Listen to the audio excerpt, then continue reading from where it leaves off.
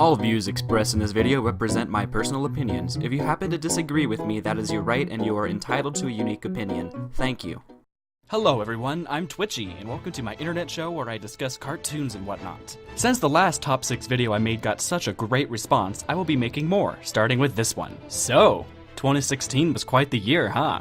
Some gorilla and a bunch of celebrities died, some Star Wars thing happened, Marvel was badass as usual, and politics were politics. Bing, bing, bong. I don't care. What I'm here to talk about are the cartoons that began existing in the year 2016, specifically the ones that I personally thought were the best of the year. Now, yeah, I haven't seen every single cartoon, so if you absolutely love one that's not on this list, whoopsie daisy, that might be why. Suggest it to me in the comments and I will give it a look. Who knows? Maybe I'll also make a first impressions on it. Anyway, the rules for this list are simple. Rule 1, the show must have began airing in 2016. If a show begun to air in 2015 and then ran on to 2016, I'm sorry, but that won't count. That's why Gravity Falls was not on the list for 2015, and this is why Adventure Time won't be on this list either, even though Islands was awesome. Rule 2. Separate seasons count for this list. For instance, if a show began airing its 3rd season in 2016, that season is eligible for an entry on the list. Rule number 3. I gots to have seen it before making the video. Seems pretty obvious, but this is why the Adventure Times miniseries Stakes didn't make it on the 2015 list, despite being fucking awesome. Rule number 4. It has to have aired on a network or platform, such as Cartoon Network, Netflix, CISO, Nickelodeon, etc. And rule number 5 is no anime. Sorry, it just wouldn't be fair. Remember, this list only represents my personal opinions regarding which shows I thought were the best of 2016. This list is completely opinion, but I will be explaining my decisions. Now, it's time to get on to the list at number 6.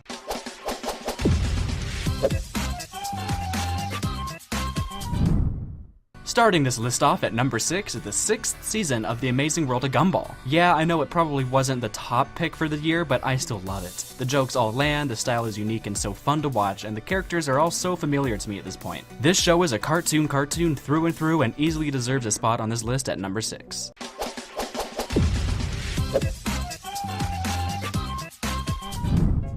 Speaking of cartoons, Bob's Burgers is a fantastic and hilarious show that both adults and children can watch and enjoy. Even though it's technically an adult show, it never gets excessive with anything regarding violence or nudity or all of that stuff, but it isn't afraid to tackle those topics maturely. I guess Tim made 2 batches of cookies. These were for his mom. She apparently ate hers and didn't get high, so... Oh, no. We can't get stoned in the middle of the day. We're old. We have kids. Not only is it really funny and charming, but it can have meaningful moments and some good social commentary in it too. It's a very well-rounded cartoon, and everyone in this show is so wonderfully weird and unique. It always makes me laugh. Each character bursts with their own personality, and I think the show does the whole weird personality thing excellently. No one feels over the top, except maybe Tammy at this point, but I always thought how funny it was when Bob gets kind of dragged into crazy and incredibly ridiculous scenarios and just goes, oh my god. Oh my god. Oh my god. Oh god. During it. It's a really good dry humor. All in all, with season 7, Bob's Burgers is just getting funnier and funnier, and I enjoyed casually watching the shenanigans the whole way through.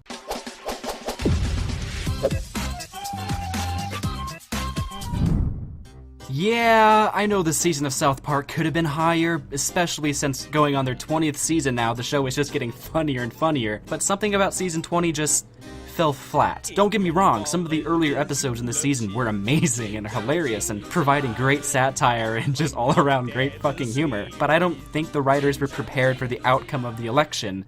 This isn't how it was supposed to happen.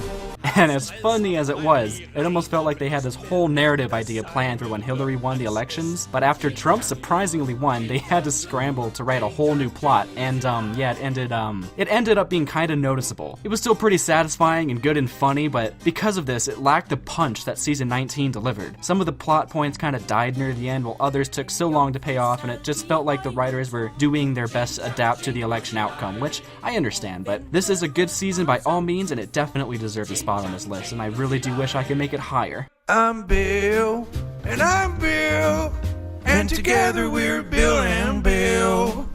2 birds of a feather coming to your school.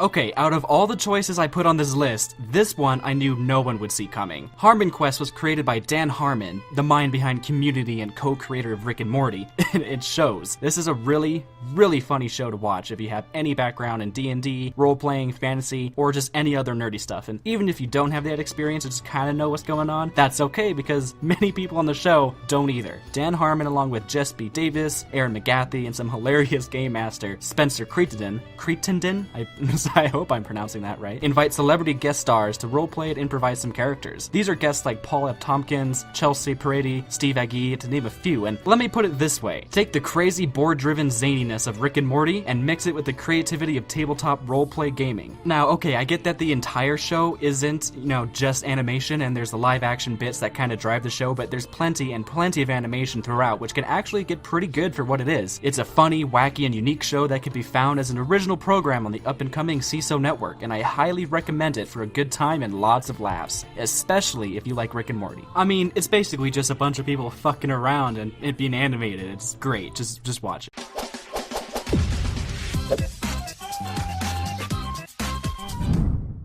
Of course the show was on the list, right? Well, Season 4 of Steven Universe proved to pack quite the punch. There were really satisfying arcs, as well as a few episodes that I can actually call brilliant and Emmy-deserving, such as the episode Mindful Education, which was such a beautiful metaphor for worries and thoughts and anxiety that I teared up watching it. Now that the show's world has been mostly established and the characters fleshed out, shit is getting real. Like, I don't want to spoil the arcs, but wow, it just goes to show that Steven Universe in its 4th and going on 5th season can still deliver such satisfying and excellently done episodes, arcs, songs, and artistic themes. It's really a shame that the show has to be on Cartoon Network and drown in a sea of Teen Titans Go, but I really recommend it if you're a fan of the show, and it definitely deserves a high spot on this list. Only to be beaten out by...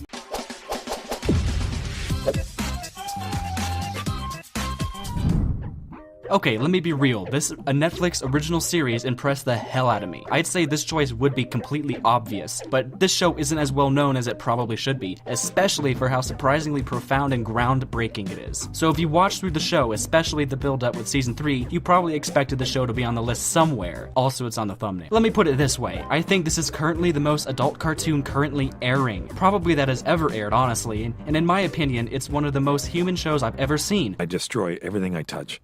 That's my legacy. I have nothing to show for the life that I've lived. It's up there with the likes of The Office and Rick and Morty. In fact, even though I fucking love Rick and Morty, never before have I seen such mastery in blending humor, satire, puns, funny little jokes, crippling meaningless in a futile life, existential crisis, depression, and fourth wall jokes. This show as a whole is astoundingly well written, very well animated, wonderfully stylized and artistic. It's legitimately deep and manages to make philosophical statements without coming off as pretentious. I made an entire video actually where I went in a bit more depth with my thoughts. Click this screen graphic that may or may not have a hyperlink on it yet and check it out, especially if you're new to my channel. Welcome, by the way. I tried really, really, really hard not to include any spoilers in that video because the show, every episode builds on the previous one, and it's just one of those shows that you have to watch in order. And I really, really, just really recommend you see the show for yourself. Like, it's amazing. Check it out on Netflix. It's hands down earned #1 spot on my list for the best cartoon of 2016, and honestly, it's probably one of my best cartoons of all time. It's that good. Please give it a look.